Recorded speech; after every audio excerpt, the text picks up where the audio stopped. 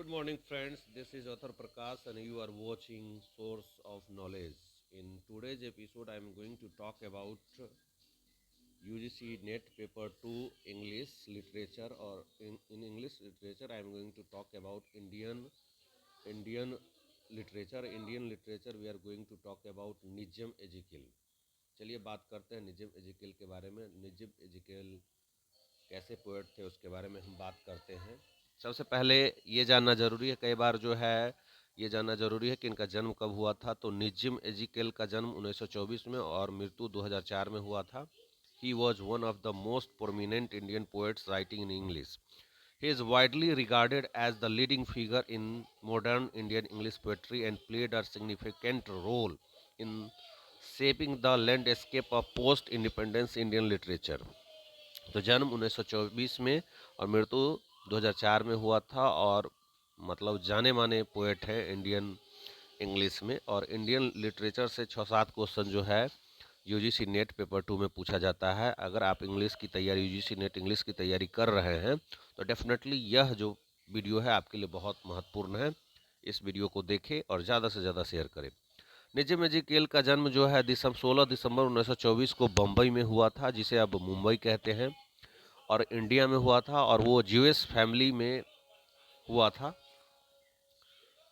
Education कैसे प्राप्त इन्होंने किया उसको हम जान लेते हैं। He completed his education in Bombay and later went to England for further studies. अपना एजुकेशन इन्होंने प्राप्त किया था बम्बई में, और बाद में ये इंग्लैंड चले गए और स्टडीज़ के लिए। He attended Bristol university where he earned a degree in English literature. ये ब्रिस्टल यूनिवर्सिटी में जो है पढ़ाई की, और वहाँ पर उन्होंने उन्होंने जो है इंग्लिश लिटरेचर में जो है डिग्री प्राप्त किया। और इनकी कैरियर और कंट्रीब्यूशन की बात करें तो ये पोएट भी थे, प्ले राइट थे, एडिटर थे, क्रिटिक थे, है ना। मतलब प्ले राइट मतलब ड्रामाटिस्ट भी थे, कवि भी थे, एडिटर भी थे और क्रिटिक भी थे। मतलब ये क्रिटिसिज्म भी लिखते थे। He made substantial contributions to the development of modern Indian English poetry, particularly through his works that reflected that urban experience, introspections, and an exploration of identity. His poetry reflects both a deep connection to Indian life and critique of its traditions, while also embracing universal themes like alienation, loneliness, and human relationships. इसका मतलब ये हुआ कि इनकी जो poetry है वो मतलब इंडियन लाइफ को बहुत ज़्यादा कनेक्ट करती है और ट्रेडिशन से जुड़ा हुआ है। और ये खास करके अकेलापन जो मनुष्य का जो है संबंध है उस पर लिखते हैं। खासकर जो है देहाती जो गांव का रहन सहन है उसका अनुभव शेयर करते हैं अपने वर्क्स के माध्यम से। अगर इनका थीम और स्टाइल देखा जाए तो अर्बन लाइफ में जो थीम है इनका जो है no sense of urban living in India particularly in cities like Bombay. His poems explore the complexity of relationship. यह जो है अर्बन लाइफ के बारे में, रिलेशनशिप में क्या क्या जटिलताएं हैं उसके बारे में चर्चा करते हैं। ये मतलब अपने व्यक्तिगत जीवन में जो संघर्ष है उस पर चर्चा करते हैं, और जो मॉडर्न लाइफ में जो भी समस्याएं आती है, जो भी समस्या देखने को मिलती है उस पर भी चर्चा करते हैं। आयरनी और विट की बात करें तो इनकी पोएट्री में बहुत ही शार्प विट की चर्चा की गई है, और आयरनी भी बढ़िया यूज किया गया है, और सेंस ऑफ डिटैचमेंट है इनके poetry में। He often used a self-reflective, often irony voice that challenged both colonial influences and traditional Indian norms. Identity and alienation इनका थीम है। Much of his poetry deals with the themes of cultural and personal identity. ज़्यादातर इनके जो poem है उसका theme जो है cultural है और पर्सनल आइडेंटिटी से रिलेटेड है। और ख़ास में जो दुनिया तेजी से बदल रही है उस समय में अपने पहचान को कैसे बनाए रखे उस पर भी आधारित इनकी ज़्यादातर वर्क है। ह्यूमनिज्म की बात करें तो इनका जो पोएम है, while critical of society he lived in, Ezekiel poems often display a humanistic concern for the individual struggles। मतलब मानवता से रिलेटेड चीज़ें जो ह्यूमनिज्म है, एक मानव होना चाहिए इंसान को पहले, उससे संबंधित जो है इनके पोएम में बहुत बढ़िया से चर्चा किया गया है कि व्यक्तिगत संघर्ष, अगर कोई व्यक्ति का जो व्यक्तिगत संघर्ष है, इंडिविजुअल संघर्ष है उस पर ये पोएम लिखते हैं, और खास करके ये मानवता के बारे में बहुत बढ़िया से एक्सप्लेन करते हैं। समाज में, जिस समाज में हम लोग जीते हैं उस समाज के बारे में ये ह्यूमैनिटी या ह्यूमनिज्म के बारे में चर्चा करते हैं।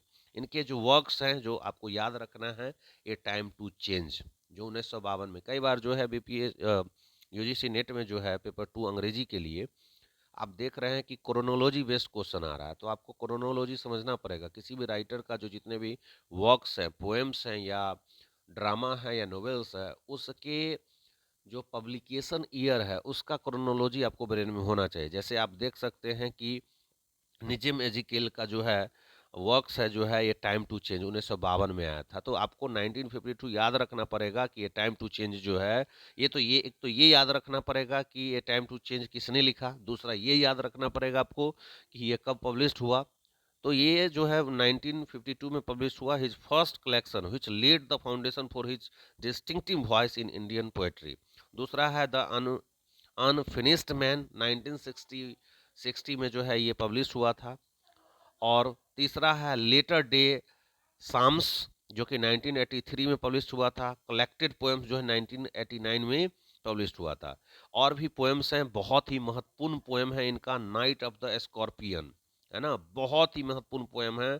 और ये जो है आपको ब्रेन में रखना होगा। द प्रोफेसर इनकी ही कविता है। Poet lover and bird watcher, background, casually, impact and legacy अगर देखा जाए तो Ekal is considered a key figure in modernist poetry in India. He was one important part of Bombay Poets Group, which also included writers like A.K. Ramanujan, Kamala Das, or Dom Moraes. His influence is seen in the way he introduced a more personal, introspective, and modern voice into Indian poetry English. एक language अगर देखा जाए तो award क्या क्या मिला है उस पर हम चर्चा कर लेते हैं। साहित्य अकादमी अवार्ड इनको 1983 में मिला था। इंडियन लिटरेचर में जो है इंडियन लिटरेचर इन इंग्लिश में पद्मश्री 1988 में मिला था इनको। पर्सनल लाइफ अगर देखा जाए इनका तो इनका ज़्यादातर समय जो व्यतीत किए हैं वो बॉम्बे में किए हैं, और एडिटर के रूप में, टीचर के रूप में, अलग अलग प्रोफेशन के रूप में इन्होंने काम किया है। टीचर के रूप में भी जो है काम किया है वो KJ Somaiya college of arts and commerce in Bombay में काम किया है।